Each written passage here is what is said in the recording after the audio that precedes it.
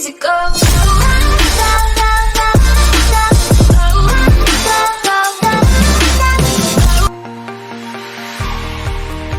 Bismillahirrahmanirrahim. Assalamualaikum warahmatullahi wabarakatuh. Perkenalkan, nama saya Sulfi Julika, nomor PP 210-8/2019, kelas Tekom 1A. Baiklah, saya di sini akan menjelaskan sedikit tentang hardware, BIOS, dan tata cara perakitan komputer. Yang pertama, saya di sini akan menjelaskan tentang hardware.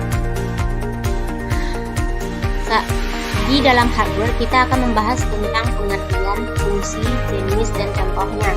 Yang pertama itu kita harus tahu apa itu hardware. Hardware adalah kumpulan komponen fisik yang menyusun perangkat komputer, atau dengan bahasa lain, hardware adalah komponen komputer atau elektronik yang mempunyai bentuk fisik yang dapat dipegang dan berkaitan dengan sistem komputer. Hardware dibagi menjadi tiga secara garis besarnya. Yang pertama itu input hardware, proses hardware, dan output hardware. Baiklah, di slide selanjutnya kita akan membahas tentang fungsi hardware. Hardware berfungsi memudahkan pengguna komputer dalam bekerja, atau dengan adanya hardware yang lengkap maka sistem komputer dapat berjalan dengan baik. Di slide selanjutnya kita akan membahas tentang jenis-jenis dari hardware. Tadi saya sudah menyebutkan jenis-jenis hardware. Di sini saya akan menjelaskannya. Yang pertama itu hardware input atau input device. Hardware input atau disebut input device merupakan perangkat yang digunakan untuk memasukkan data ke komputer, yang lalu data tersebut masuk ke dalam tahap pengolahan atau sebuah proses. Contoh hardware yaitunya mouse, keyboard, scanner, mousepad, disk drive, joystick, dan trackball. Yang kedua, hardware proses atau process device. Process device atau perangkat pemrosesan adalah untuk pemrosesan dan mengolah data-data pada komputer. Contohnya CPU, VGA, RAM, dan sebagainya. Yang ketiga, output device atau hardware output. Hardware output merupakan perangkat keras yang dipakai untuk mencetak dan menampilkan informasi dari inputan data dari hardware input yang telah melewati pemrosesan oleh hardware proses. Contohnya itu seperti monitor, speaker, dan printer. Selanjutnya, masuk ke slide berikutnya. Contoh dari hardware dan fungsinya. Yang pertama itu casing, berfungsi untuk melindungi bagian dalam komputer. Power supply berfungsi untuk penyedia data yang digunakan math hardware. Math hardware berfungsi sebagai papan sirkuit utama yang sebagai penghubung komponen hardware lainnya. Prosesor berfungsi sebagai pemproses data atau otak dari komputer.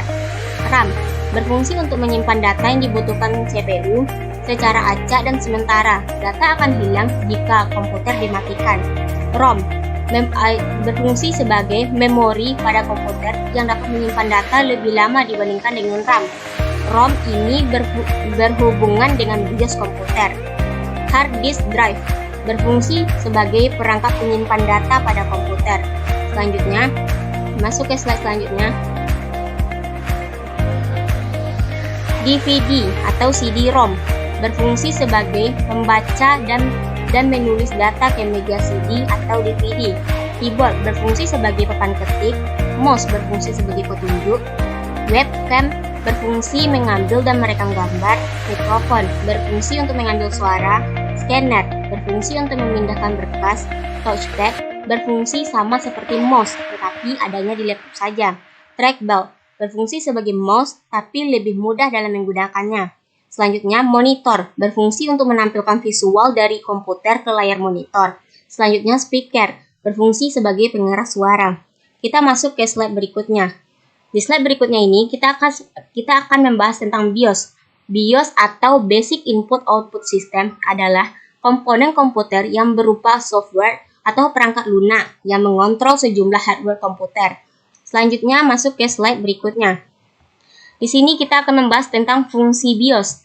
Adapun fungsi BIOS diantaranya, yang pertama, pengaturan media penyimpanan. Yang kedua, menunjang proses inisialisasi atau pelayanan komputer. penyalaan komputer, selanjutnya pengaturan proses booting, pengecekan sejumlah hardware, pengaturan keyboard, USB, mouse, dan perangkat lainnya. Di slide selanjutnya kita akan membahas tentang perakitan personal komputer atau PC. Langkah-langkah dalam perakitan komputer. Yang pertama, memasang prosesor ke dalam motherboard. Setelah kita memasang prosesor, barulah kita memasang memori RAM. Setelah memasang memori RAM, baru diikuti dengan pemasangan baterai CMOS. Setelah itu, baru pemasangan heatsink. Setelah pemasangan heatsink, baru power supply. Setelah power supply, baru back panel. Selanjutnya, setelah back panel, masuk ke pemasangan kabel front panel.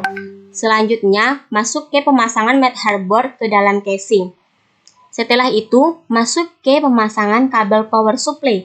Setelah pemasangan kabel power supply, masuk ke pemasangan hard disk. Setelah pemasangan hard disk selesai, maka masuk ke pemasangan kabel SATA dan power hard disk. Setelah pemasangan power hard disk, inilah langkah terakhir dari perakitan komputer, yaitu merapikan kabel menggunakan kabel T. Setelah semuanya kita lakukan dan tahap-tahapannya sudah selesai, maka masuk ke tahap uji coba. Demikianlah penjelasan dari saya. Assalamualaikum warahmatullahi wabarakatuh.